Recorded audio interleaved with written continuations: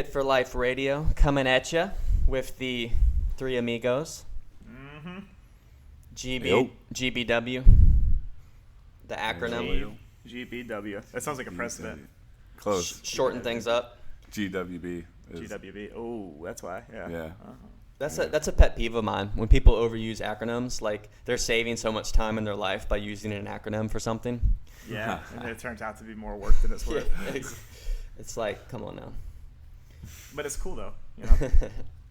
But yeah. Speaking of acronyms, we're going to BEN. We're going to chat with BEN today about a little along the lines of movement. So how that fits into Fit for Life, which exercise is movement. But we were actually talking off air. Ben had a study or a case study with a client, which is basically common, where a lot of his issues were caused from exercise, maybe an imbalanced program or something like that. So you have to be super aware that everything you do kind of has this rebounding effect, right? So you want to do things right, you know? And with that, so one thing, kind of the first thing that Ben does when he meets with someone, and some people might not even know, not everyone's in like this insane pain or has this like specific thing, but everyone can benefit from a postural assessment, right, Ben? Yes, they can. So we're gonna crack open Ben's brain today. we're gonna crack open Ben's brain. We're gonna try to keep it short, but We'll see what comes out. Mercy. So when it comes to like movement therapy and just kind of people bringing awareness to their movement, and maybe let's start it off with that quote, that little phrase that I sent you. I think that's a good way to start it off, right? Like it kind of lets people know what kind of mindset to be in. So think of it this way, people. Being strong, everyone wants to get stronger in the gym, right? And to a lot of people, being strong is like loading up the bar and just going after it, but quickly losing form, going halfway through the range of motion so that you can basically tell yourself, I did this weight, you know? Like I lifted this weight, right? But in actuality, real strong is doing what you can with care the right way, right? So kind of go into that, like kind of how that sets up like where someone can like focus on their movement, improve, like how they can get hurt from it, the whole nine. Yeah, so I mean, like you're basically talking about exercise and how going through an exercise and only, half-assing it or like not taking quality reps and things can lead to problems. That's for sure. I think the biggest reason why people hurt or you don't feel like you're moving well or whatever is movement avoidance, and like places, joints, muscles, things that don't like to go, where your nervous system doesn't like to go. That's usually where you need to go. So it kind of boiled down to, if you're not squatting low enough, maybe your body's trying to avoid squatting to parallel. And the question is, why is your body trying to avoid that depth in a squat? And there's some serious freedom involved in basically being able to go where your nervous system is telling you not to go. So what does a postural assessment look like? Like you're just meeting with someone for the first time. Yeah, well, we watch how gravity hits you. So we'll like have you stand on your feet, and then we actually ask that question: Where do you not want to go? Do you not want your ribs to rotate right? Do you not want? Does it hurt or feel stiff or pull when you side bend your neck to the left or bend your right knee? Some people, maybe they can't even do pelvic tilts. Is the craziest thing in the world to some people, because they'll, it's like holding the water in with your pelvis or dumping it out, sticking your booty out. Those motions aren't available to everybody, and the whole point of the postural assessment is to identify what those motions are, and get an idea of why. Because usually there's something there. It happened to you when you were really young, for instance. You fell off the bed, hit your face on your knee or something. I think that's familiar. That might have happened to me once or twice in my life. Yeah. Your body remembers that, and it carries it around with you for the rest of your life. And the postural assessment is designed to kind of like locate those things and dive into your story. Your body is definitely a story. It's telling a story. It holds itself in a certain way. And like when we discover what that is and discover where we can't go, we can make a plan to get there. Because you could probably notice someone who like works on a computer all day just from looking at them, right? Yeah, great. Yeah, great. Absolutely great example. And that one's like the common like fixing your posture would be like a forward head tilt and like your ribs caving in, to kind of like represent like a hunch. You're hunching over. That's like the most common posture thing when people think, oh, bad posture. You think of like a huncher. Now The old huncher. The old hunchback. So take the old huncher and these things are identified and they work on improving them. What is that? What are the benefits that someone can see kind of from improving these things? Well, you know what? That's so cool. Like, so what do you do when you have this? When you are the huncher, like, what is the huncher good at? The huncher's actually good at pulling their ribs back and squeezing their shoulder blades. Why? Because their trainer is like, hey, get a better posture. Do the opposite. Like you're hunching over. Like, work on the muscles that pull you back. And they spend their whole life in this fight with their body and this effort that they're putting in to try and work against gravity and work against what their body seems to be naturally doing. I actually find, funny little fact, I find that most people that hunch actually don't have the muscles to hunch, if that makes any sense. You put them in a straight up position and tell them to get to the position that they're hunched over, throw their head forward using their neck flexors, bend their ribs down using their abs. They don't have those. They're actually not available. So what needs to happen a lot of times is you need to teach the body how to actually get into the hunched position. And what happens when you teach the body something it's avoiding is your neutral changes pretty dramatically, where you're not having to fight anymore. And I've been doing a little bit. I mean, I don't want to get too deep into this type of stuff. Like it's almost. But when you're just trying to be, you're trying to be present in your life. You're trying to be happy. Like, something that's just not fair is that physical pain. That physical pain always pulls you out of a present state and into some type of Worry. Anxiety. It doesn't allow you to be present. And so, what this new feeling of neutral can offer is basically uninterrupted. Like uninterrupted happiness. Like, you just move efficiently and nothing is pulling you out of it. It's definitely something that I've been playing with again. It's a little bit off the deep end, but there's definitely something to that the too. deep end's a fun place to go. Yeah. So we could talk real quick because Ben this morning, like literally right before this, like the past we'll say the past week, man, my jaw and my neck and the top of my head has been hurting. Which seems crazy, and someone's probably like, hey, you probably have a brain tumor.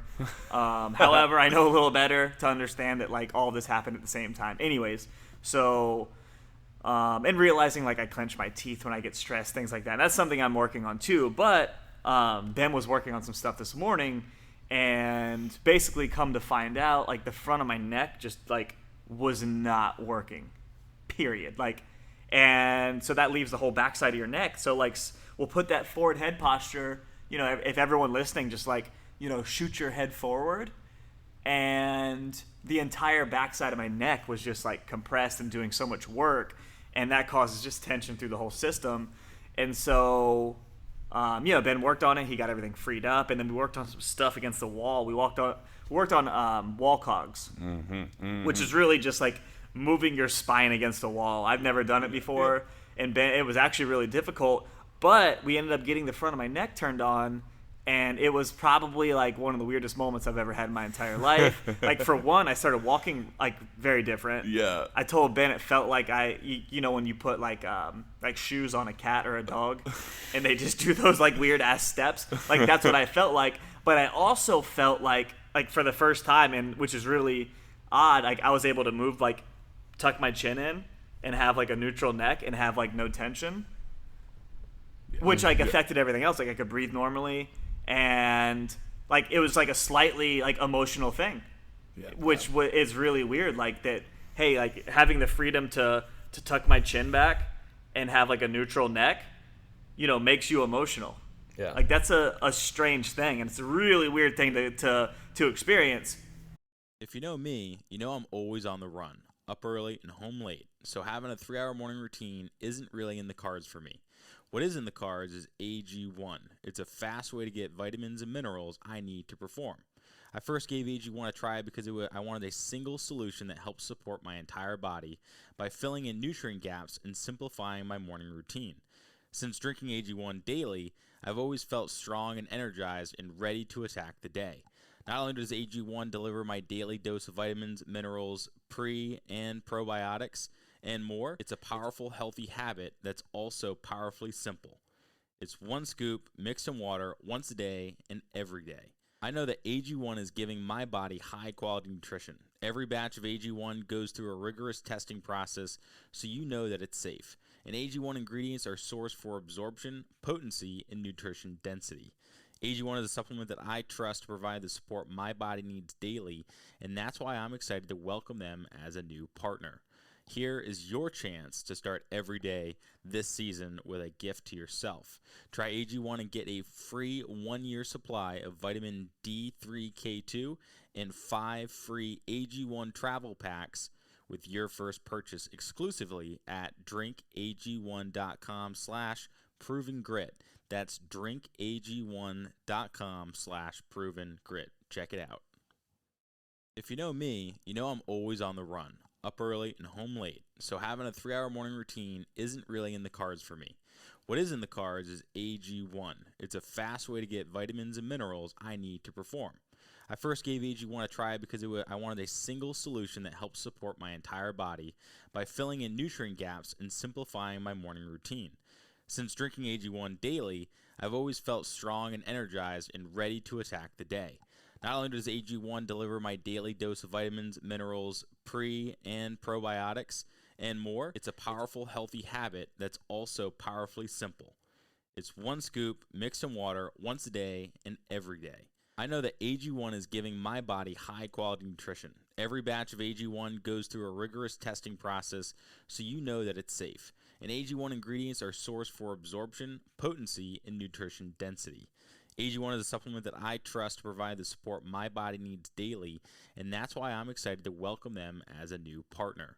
Here is your chance to start every day this season with a gift to yourself. Try AG1 and get a free 1-year supply of vitamin D3K2 and 5 free AG1 travel packs with your first purchase exclusively at drinkag1.com/provengrit. That's drinkag1.com/provengrit. Check it out. But that's kind of like what we went through, and then like having like a moment of calm was really odd too. Like after it happened, I'm sure Ben saw my face, and like everything was just kind of like in the moment, and there was like no anxiety, no worry, no pain. Like everything was just kind of like still for a second. And so it was a really odd experience that really just came from Ben kind of assessing me. Like, you know, I came in, I was like, dude, my jaw hurts. Yep. He barely spent any time on my jaw today. Yeah, I did. He might have spent like 3 Hey, minutes. but I did give Will free jaw sessions for life, because if you get a chance to really get in that beard, you will never want to get out. But anyway, so like I came in with jaw pain. This dude barely even touched my jaw. And like right now, like I can open my mouth a lot better. I can move my head a lot better. I can breathe with my freaking chin tucked in like it's supposed to be. Before, like I couldn't even really breathe there. So just, you know, simple assessment, and then Ben worked on me, and like here I am, you know, literally changed the way I walk, the way I hold myself, and the way I feel just from that. So just a little personal anecdote that literally like just happened, so I'm still processing through it. But that was kind of wild. And to help the listeners understand, I think this is going to be a good little comparison. Ben, you can jump in if I end up getting completely wrong.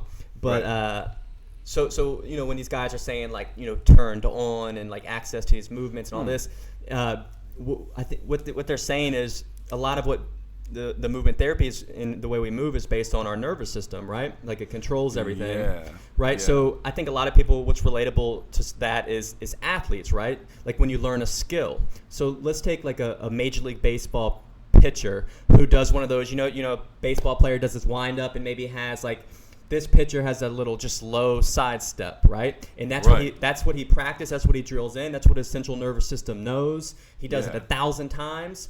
then all of a sudden say, and this is a professional baseball pitcher, we know he can throw, right? Yeah. But then say someone says, hey, do a wind up where you kick your knee high. Do you know how foreign that would feel to the pitcher? Yeah. And he Yeah. wouldn't be able to throw as hard. It would mess everything up. That's because his central nervous system's so ingrained and learned on his current wind up that True. he's going to struggle to access kind of that high leg kick because it's different because he hasn't been doing it, right? It's the same way with us, but we develop these quote unquote, they're not skills, but just our basic like Patterns. patterns. Yeah, patterns, yes. And we lose access kind of through the central nervous system to maybe the way we were supposed to move, that the ideal structure to keep us pain free. And really what you're doing is you're helping people maybe access these places and then so that's what turns it on. It's not like there's a magic switch or anything was like, super turned off. It's just like kind of connecting the brain and central nervous system to It's do true. that. Yep. It's true, and actually, it's a great analogy, metaphor, whatever it is. Like when you're doing the sidestep, like so that's the thing that got him throwing the ball. Like he needed that for a long time. But let's say, it causes pain, or it ends up being like a problem. So you have this brand new thing we want to introduce that we know eventually, like it's more powerful, or it's better. Yep. So one of two things happens, and like when you say the turn on and off, like you either can't bring your knee all the way up, or like you're physically able to, but it takes all the power away from your throw. Yeah. And so I mean that's actually, it's cool to kind of break it up that way, because the turning on was giving the ability to lift the knee. When we turned on those neck flexors, like it gave the ability to get in the position, but all the power was still gone. That's timing, and that's the thing that we did on the wall. But the point is, like, definitely no switch was flipped, but a process of learning the actual motion, then learning the timing, both had to take place in order for a powerful pitch to be thrown. Yep. And that's why it kind of, it's got to be both. And think about it. Say he's able to have more power with the high leg kick and throw harder. That means, like, in a way, you could have made that pitcher throw harder without ever touching his arm. You know? Yes. And that's kind of, I mean, that's literally what, that's pretty much what just happened. Yeah, it is. It is, absolutely. And that's what happens. And that's what, then break it down to general population, just all of us, like, that's the stuff that Ben's doing. Like, that's what he can do. That's why Will can say, hey, like, my jaw's locked up. He never even touched my jaw and fixed it, right? That's how it's all connected. And I think it sounds almost crazy, right? But then when you start piecing it together to real world scenarios, like a baseball player, then it makes sense. You're like, oh, like, especially if you played sports, like, that for a fact.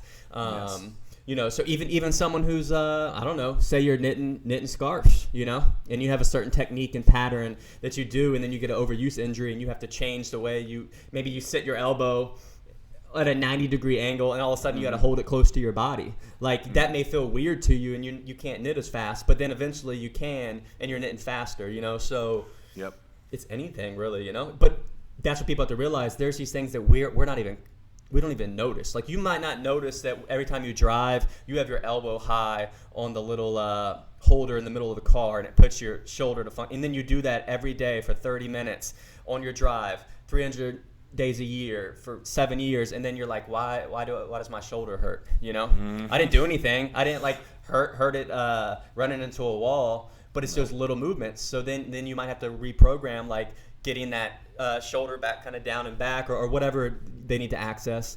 So it's just fascinating stuff. Yeah, it is amazing.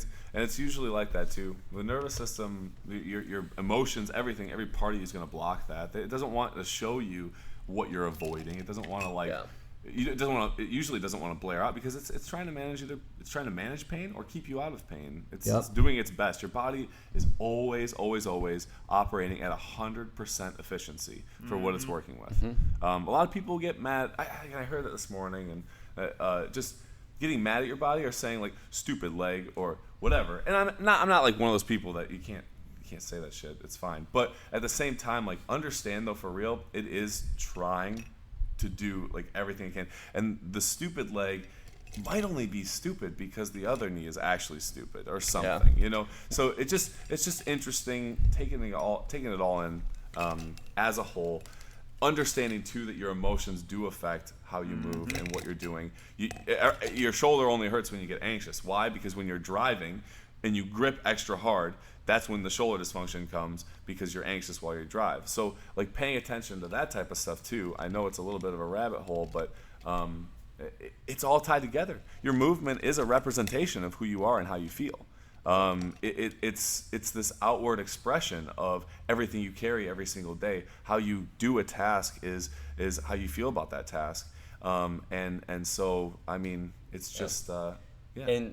And a quick story to kind of show people like how strong the central nervous system and brain control pain is. I saw a thing recently where, you know, guys, maybe amputees and war veterans and stuff like that, there's a condition, I forget the name for it, but where they can feel intense pain in the limb that's not there.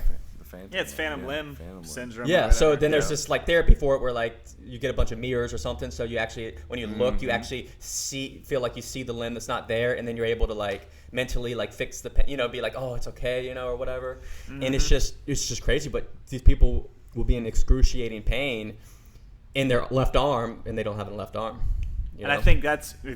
I'm not gonna go too deep down. Like I know rabbit that hole, you just because like me we've and been talking Diego about and Ben have been it. really Yeah. talking about this, about how much like your brain influences like pain. So like in the example of someone with phantom limb syndrome, like in your brain you know that your hand got cut off, whatever, and to your brain, because there was trauma, you're expecting pain there because of that. Just it got cut off, it should hurt, and therefore it does. And how powerful that is, really across the board. Like if you think something's gonna hurt, there's a pretty damn good chance it's going to. Rarely do you just like always kind of like, oh, this is gonna hurt, and it doesn't. You know, like your brain will, if you tell it enough times that, hey, this movement hurts, that it's gonna start to hurt. And so, you know, that's kind of a good example. And we could do probably 5 hours on this, so I'm not gonna get too deep into it. But yeah, that the brain definitely controls pain. I mean, that's the root right there. Yeah. Well, definitely two sides of the same coin on that part of it. I'll try to sum it up in like, because that the pain, like the phantom limb thing, yeah, there's zero structure there, but still pain. You flip that coin over, you can have a broken bone or a clamped nerve or herniated disc, and you don't feel it. You know, the structure, the problem is actually there, but there's no pain. So you do have to manage both. You have to actually approach both you can't think, if I just pop this back into place, like the pain will go away because it's not all physical. And in the same way, you couldn't necessarily hypnotize somebody out of pain either, because it's not always all mental. Yep. So yeah. it's funny with most things, right? Everyone wants a perfect, clean solution, but most of the time the answer is it depends. It's all real muddy. Yeah. Life is muddy. It is so... It's never cut and dry. You know. So. Well, we'll leave you guys with that to chew on for a while, and yeah, Just a little nugget out of Ben's brain. yeah, and just kind of open up the, you know, realizing how important movement is. And you know, it's funny, like you go back to like the Arnold bodybuilder days, and they talk about feeling your muscles and the mind-muscle connection, and then everyone went through a stage where like that was phooey and everything, but you know, everything's gonna come in full circle real. to where there's a lot to that. So you know, just we'll have some woo-woo episodes at some point. We can dig into that. And I think the take home for most people is just like be more aware of your movement. Like just notice things, you know, notice your daily movements that you normally don't notice. And when you're in the gym, be more conscious of your movement, your form, if there's pain, you know, those kind of things, and get a postural assessment with Big Benji. Get someone to check you out. Some answers, yeah. Answers. All right, guys. Well, we hope you enjoyed it. This is, again, reach out if you have questions or you want to learn more. You can always hit us up on Instagram, email, Facebook. Yep. Everything. Everything. Everything. But hit me or Will up, and then we'll forward it to Ben. Yeah, that'd probably be the best way to do it. We'll make sure it gets into his inbox. Yeah. Ben, he's frantic. He'll be in his office scribbling away, making sure that we have answers for all you guys. So Yeah. That's right. we don't want him, you know, just wasting away like us on social media. Putting it all on like stone tablets. All right. Holler back. Later. Yay, bye. As always, thanks for listening, guys. If you want to learn more, check us out at coastalfitnessva.com or garydeagle.com. We'll see you next time.